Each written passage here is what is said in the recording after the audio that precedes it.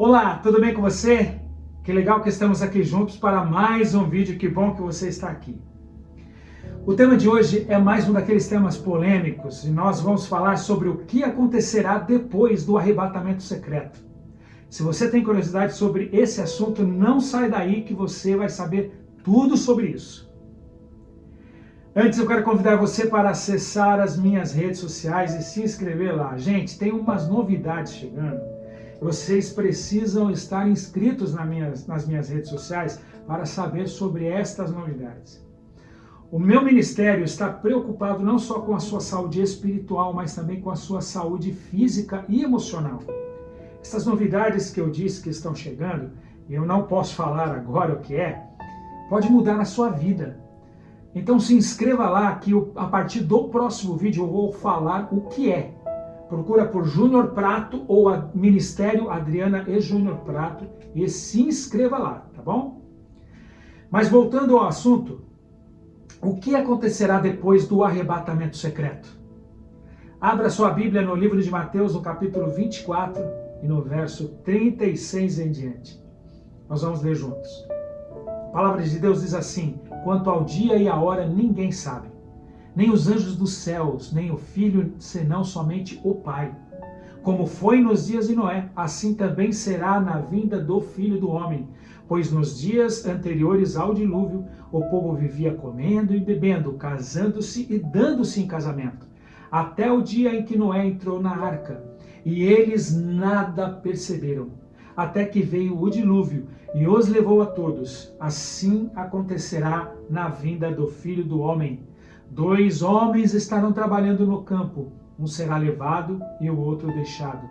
2 mulheres estarão trabalhando no moinho, uma será levada e a outra deixada. Tem muita gente que não sabe o que é arrebatamento secreto. Tem muita gente que não sabe o que é arrebatamento, quanto mais que ele é secreto. Eu vou dar uma resumida para você aqui. Você já deve ter visto aquela frase: em caso de arrebatamento, esse carro ficará desgovernado. Já viu? Ou talvez você deva ter assistido um filme chamado Deixados para Trás.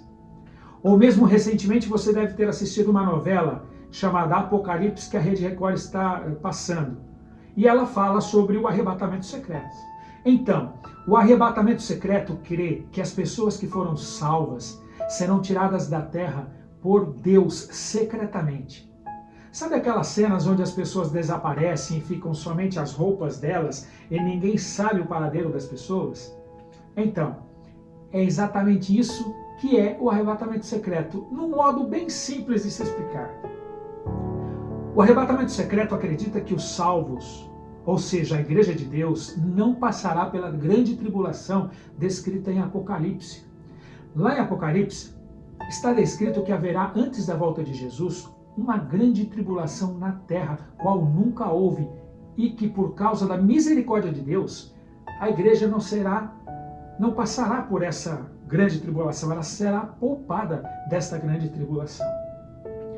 O arrebatamento secreto acredita que os salvos serão arrebatados e passarão 7 anos no céu, e que os que não foram salvos passarão a ser governados pelo anticristo, que será um líder mundial, carismático, e essas pessoas que não foram arrebatadas passarão por 7 anos de sofrimento aqui na terra. Depois desses 7 anos, Jesus volta com a sua igreja, ou seja, com os arrebatados, com poder e grande glória, para estabelecer o seu reino de 1000 anos aqui na terra. É o que o arrebatamento secreto acredita. Em resumo, é isso o que o arrebatamento secreto crê. Mas, gente, deixa eu entender uma coisa. E é por isso que eu falo que nós precisamos estudar a Bíblia. Na Bíblia não existem muitos textos falando de arrebatamento. Por exemplo, Elias foi arrebatado num redemoinho. Enoque, Deus o tomou para si. E os salvos serão arrebatados para encontrar com Jesus nos ares. Em nenhum destes textos, o contexto é de arrebatamento secreto. E vocês sabem que um texto fora do contexto gera um pretexto. E um pretexto de quê? De falar coisas conforme a conveniência da pessoa. nós precisamos estudar o contexto do verso, o contexto do capítulo e muitas vezes o contexto do livro inteiro para entender. Aquele texto que eu li lá no começo de Mateus 24:36 em diante, de que um será deixado e o outro levado, defende a ideia do arrebatamento secreto por parte de alguns cristãos evangélicos. Mas vamos ver se isso é verdade. Jesus, em Mateus 24:40, diz que os dois estarão no campo. Um será levado e o outro deixado. Mas no contexto do capítulo 24, um pouquinho mais para trás, nos versos 38 e 39, Jesus está comparando os dias antes de sua volta com os dias antes do dilúvio. Jesus até comparou as pessoas que não ouviram os avisos de Noé com as pessoas que irão desprezar os avisos da vinda dele no fim dos tempos. Neste sentido, Jesus usou o exemplo de pessoas que viviam na época do dilúvio. Viveram suas vidas normalmente, como se não tivessem que prestar contas a ninguém. Jesus disse também que aquelas pessoas não perceberam nada até que Noé entrou na arca e as águas do dilúvio vieram sobre elas. Dá uma lida nesses versos para ver se não é isso que eu estou falando.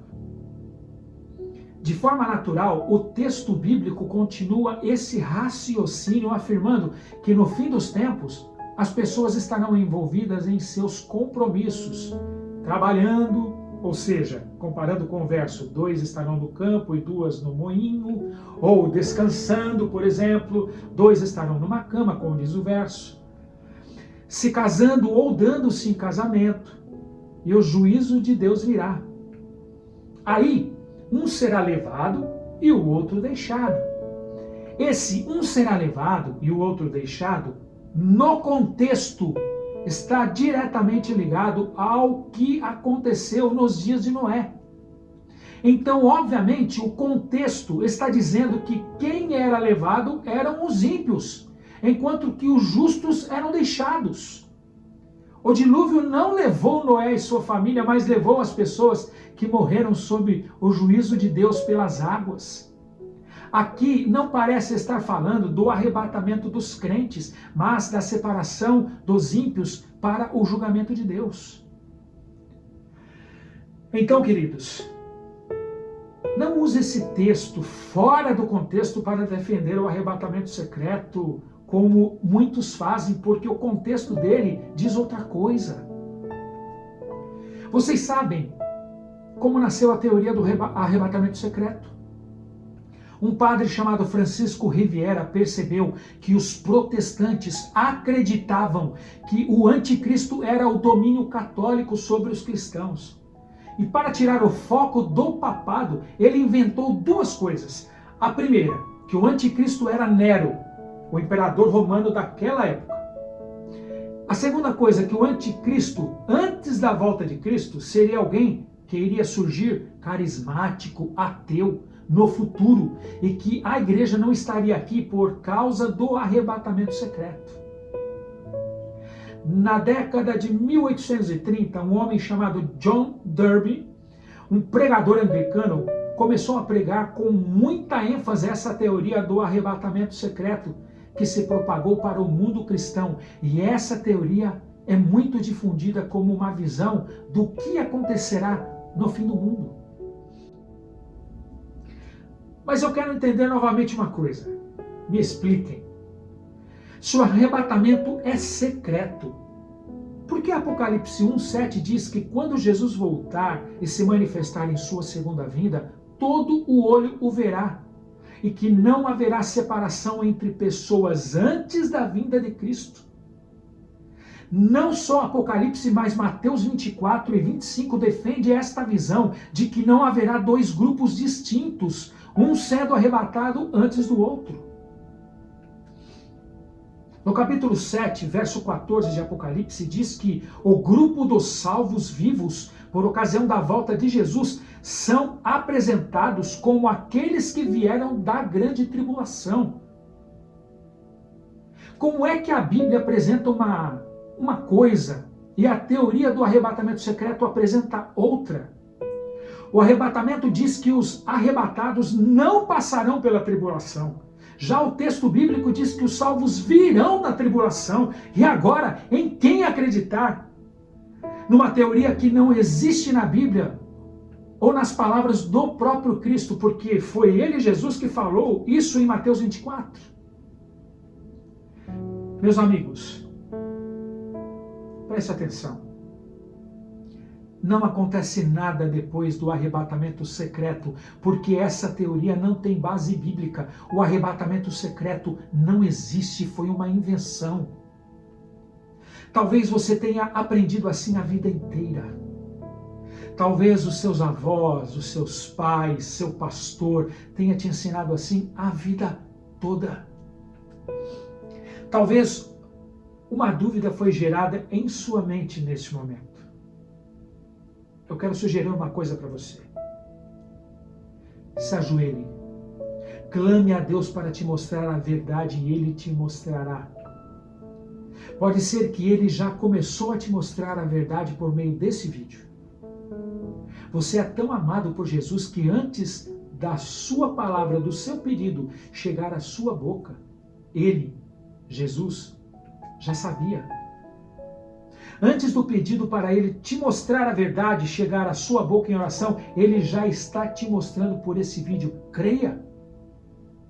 Agora, existe uma coisa que os textos bíblicos e a teoria do arrebatamento secreto têm em comum.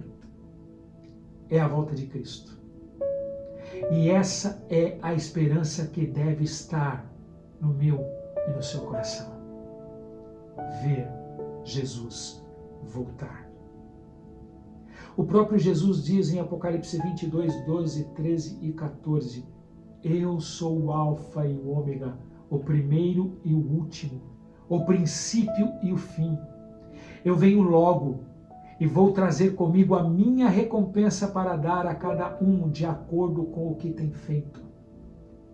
Felizes as pessoas que lavam as suas roupas no meu sangue, pois assim terão o direito de comer o fruto da árvore da vida e de entrar na minha cidade pelos seus portões.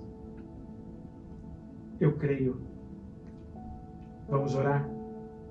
Senhor nosso Deus e nosso Pai, nós pedimos ao Senhor discernimento para entendermos a Tua palavra. Que o Deus Espírito Santo esclareça a Tua palavra e que estas teorias que foram criadas por homens, elas possam sair da nossa mente. Que nós possamos dar atenção somente para o que a palavra de Deus, a Bíblia, fala, e que nós possamos estudar todo o contexto de cada coisa que é apresentada. Por favor, nós estamos aguardando a sua volta, ansiosos para ver o Senhor nos ares e nós nos encontrarmos com o Senhor nos ares e vivermos uma vida eterna com o Senhor. Que isso possa acontecer muito, muito em breve. Nós clamamos ao Senhor, volte logo, em nome de Jesus. Amém, Senhor. Que bom que você ficou até aqui. Sinal de que o Deus Espírito Santo está tocando teu coração para você entender um pouco mais sobre as coisas da palavra de Deus. Me desculpa se eu trouxe uma teoria completamente diferente, mas não é teoria humana, é uma teoria bíblica. Leia a palavra de Deus, não fique só me ouvindo falar, vá estudar e veja por você mesmo as coisas. Se você precisar pedir ajuda, peça, mande um e-mail para mim, juniorprato@hotmail.com, eu terei prazer em falar com você, tá bom? Vai lá nas nossas redes, se inscreva lá, porque vem muita novidade por aí, você não pode perder, tá bom? Um beijo no seu coração, uma feliz semana para você, tchau, tchau.